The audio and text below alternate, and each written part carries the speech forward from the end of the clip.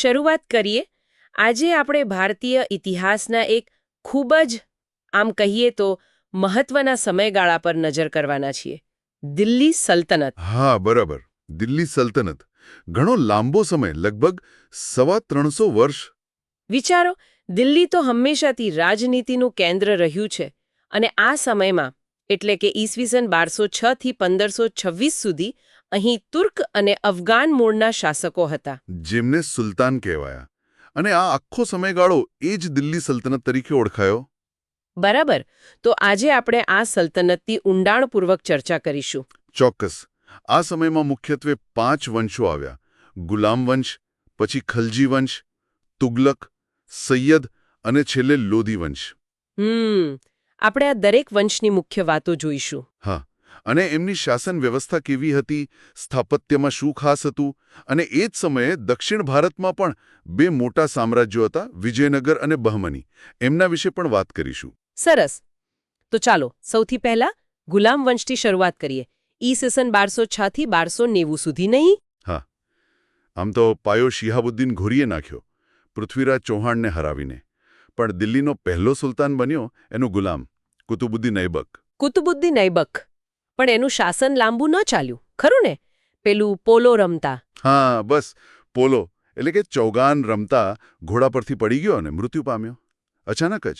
અચ્છા, તો એના પછી? એના પછી આવ્યો એનો ગુલામ અને જમાઈ ઇલ્તુત્મિશ. અને ખરેખર તો ઇલ્તુત્મિશને જ ગુલામ વંશનો સાચો સ્થાપક ગણવામાં આવે છે. એમ કેમ? કારણ કે એણે સત્તાને સ્થિર કરી. રાજધાની લાહોરથી દિલ્હી લઈ આવ્યો અને પેલું ચહેલગાન એટલે કે 40 તુર્ક અમીરોનું એક ખાસ દળ બનાવ્યું પોતાની સત્તા મજબૂત કરવા. ચહેલગાન. અને એણે બીજું પણ કંઈક અનોખું કર્યું હતું ને, એની દીકરી વિશે? હા, એ જ. રસપ્રદ વાત એ છે કે એણે પોતાના દીકરાઓ હોવા છતાં પોતાની કાબેલ દીકરી રઝિયા સુલતાનાને ઉત્તરાધિકારી જાહેર કરી. રઝિયા સુલતાના, દિલ્હીની ગાદી સંભાળનાર પહેલી અને એકમાત્ર મહિલા શાસક. ઇતિહાસકાર મિન્હાજે સિરાજ પણ એને એના ભાઈઓ કરતાં વધુ કાબેલ ગણાવે છે. બિલકુલ. પણ થયું એવું કે તે સમયના જે તુર્ક અમીરો હતા, શક્તિશાળી સરદારો, એમને એક સ્ત્રી શાસન કરે એ મંજૂર નહોતું. એટલે એનો વિરોધ થયો અને શાસનનો અંત આવ્યો. હા, બહુ જલ્દી. અને પછી આવ્યો ગ્યાસુદ્દીન બલબન. એણે પેલું ઇલ્તુત્મિશે બનાવેલું ચહલગાન દળ જ ખતમ કરી નાખ્યું. કારણ કે હવે એ સરદારો જ સુલતાન માટે ખતરો બની ગયા હતા. બલબને રાજાનું સ્થાન ફરીથી મજબૂત કર્યું. અચ્છા. ગુલામ વંશ પછી આવ્યો ખલજી વંશ, બરાબર? ઈસવીસન 1290 થી 1320. હા, ખલજી વંશ. શરૂઆત જલાલુદ્દીન ખલજીએ કરી, પણ ખરો સિતારો તો એનો ભત્રીજો અને જમાઈ અલાઉદ્દીન ખલજી, અત્યંત મહત્વાકાંક્ષી. એણે શું કર્યું? એણે સામ્રાજ્યનો બહુ જ વિસ્તાર કર્યો અને પહેલીવાર દિલ્હીમાં એક મોટી સ્થાયી સેના ઊભી કરી. એ જમાનામાં આ બહુ મોટી વાત હતી. અને સૈનિકો માટે કંઈક ખાસ પદ્ધતિ પણ લાવેલો ને? હા, બરાબર. ઘોડાઓની ઓળખ માટે દાગ પદ્ધતિ એટલે ઘોડા પર નિશાન લગાવવાનું, અને સૈનિકોની ઓળખ માટે ચહેરા પદ્ધતિ એટલે એનું પૂરું વર્ણન નોંધવાનું, જેથી સેનામાં ગોટાળા ન થાય. વાહ! અને બજાર નિયંત્રણ પણ? હા, એ બહુ મહત્વનું હતું. ભાવ નિયમન, બજાર નિયંત્રણ જેવા કડક સુધારા કર્યા. દરેક વસ્તુના ભાવ નક્કી કરી દીધા, જેથી સૈનિકોને ઓછા પગારમાં પણ જરૂરિયાતની ચીજો મળી રહે. અને અમીર ખુશરો પણ એના સમયમાં જ થયા ને? બિલકુલ. મહાન કવિ અમીર ખુશરો અલાઉદ્દીનના દરબારમાં હતા. એમણે કિરાતુલ સદાયન, આશિકા, નૂહ જેવી ઘણી અદ્ભુત રચનાઓ કરી. ખલજીઓ પછી આવ્યા તુગલક, ઈસવીસન 1320 થી 1414. આ વંશમાં તો પેલો તરંગી સુલતાન હતો ને? હા, મોહમ્મદ બિન તુગલક. એની યોજનાઓ માટે જાણીતો, કહો કે કુખ્યાત. જેમ કે પેલું રાજધાની બદલવાનું, દિલ્હીથી દૌલતાબાદ. હા, એ જ. દિલ્હીથી છેક દક્ષિણમાં દૌલતાબાદ રાજધાની લઈ જવાનો વિચાર. અને બીજો પ્રયોગ હતો પ્રતીક મુદ્રાનો. ચાંદીના સિક્કાને બદલે તાંબાના સિક્કા ચલાવ્યા, જેની કિંમત ચાંદી જેટલી ગણવાની. પણ એ બધું ચાલ્યું નહીં. ના, યોજનાઓ કદાચ સારા ઈરાદાથી હશે, પણ વ્યવહારુ નહોતી.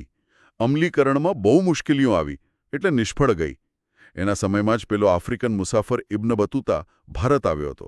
એણે ઘણું લખ્યું છે એ સમય વિશે. અચ્છા. તુગલક વંશમાં પછી કોણ મહત્વનું? મોહમ્મદ પછી એનો પિતરાઈ ભાઈ ફિરોઝ શાહ તુગલક આવ્યો. એણે કેટલાક સારા કામ કર્યા, નહેરો બંધાવી, બગીચા બનાવ્યા, પણ એના પછી વંશ નબળો પડતો ગયો. અને પછી પેલું તૈમૂરનું આક્રમણ થયું ને? હા, ઈસવીસન 1398-99માં તૈમૂર લંગે દિલ્હી પર ભયાનક આક્રમણ કર્યું, લૂંટફાડ મચાવી. એનાથી તુગલક સત્તા સાવ પડી ભાંગી. એ પછી કયા વંશો આવ્યા? એ પછી આવ્યા સૈયદ વંશ, ઈસવીસન 1414થી 1451. એનો સ્થાપક ખિઝર ખાં હતો. અને એના પછી આવ્યો લોધી વંશ, ઈસવીસન 1451થી 1526. લોધી વંશનો સ્થાપક? બહલોલ લોધી. અને એ દિલ્હીનો પહેલો અફઘાન શાસક હતો. એ પહેલાના મોટાભાગના તુર્ક હતા. અને લોધી વંશનો અંત કેવી રીતે આવ્યો? લોધી વંશનો છેલ્લો શાસક હતો ઇબ્રાહિમ લોધી.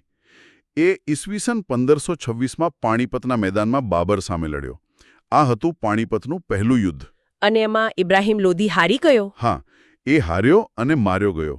અને એની સાથે જ દિલ્હી સલ્તનતનો અંત આવ્યો. અને ભારતમાં મુઘલ શાસનની શરૂઆત થઈ. આટલા બધા વંશો, આટલા સુલતાનો, પણ એમની રાજ કરવાની રીત કેવી હતી? મતલબ શાસન વ્યવસ્થા. જુઓ, કેન્દ્રમાં તો સુલતાન જ સર્વોપરી હતો. રાજાશાહી હતી, બધી સત્તા એના હાથમાં. એને મદદ કરવા માટે? હા, એને મદદ કરવા માટે એક મંત્રીમંડળ હતું. એમાં મુખ્ય હતો વઝીર, જે આજનો પ્રધાનમંત્રી ગણાય. એ વહીવટીતંત્રનો વડો હતો. બીજા કયા વિભાગો હતા? બીજા પણ હતા. સેના વિભાગ, પત્રવ્યવહાર વિભાગ, ધર્મ વિભાગ, વિદેશ વિભાગ અને હા, ગુપ્તચર વિભાગ પણ હતો, જાસૂસી માટે. અને રાજ્યોનો વહીવટ? આખા સામ્રાજ્યને પ્રાંતોમાં વહેંચેલું હતું. આ પ્રાંતોને ઇક્તા કહેતા. એકતા? હા, ઇક્તા. અને એનો જે વડો હોય એને ઇક્તેદાર અથવા મુક્તિ કહેતા. એ પોતાના ઇક્તાનો વહીવટ સંભાળતો અને મહેસૂલ ઉઘરાવીને સુલતાનને મોકલતો. અને સ્થાનિક સ્તરે? ઇક્તાની નીચે શીખ એટલે કે જિલ્લા અને એની નીચે પરગણા એટલે કે તાલુકા જેવી વ્યવસ્થા હતી. અને ગામનો વહીવટ મુખી કે મુકાદમ કરતો.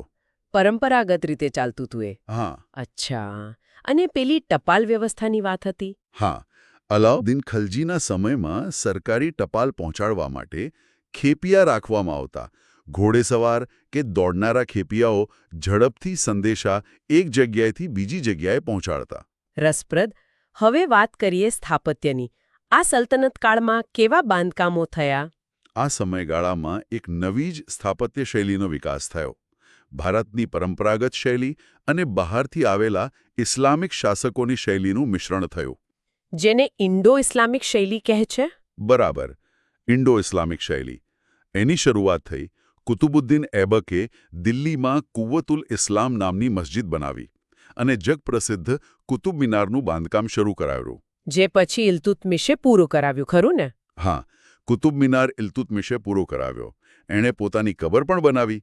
પછી અલાઉદ્દીન ખલજીએ કુતુબ મિનાર પરિસરમાં જ અલાઈ દરવાજો બનાવ્યો, જે ખૂબ સુંદર છે. અને સીરી નામનો કિલ્લો અને નગર પણ વસાવ્યું. અને તુગલકોએ?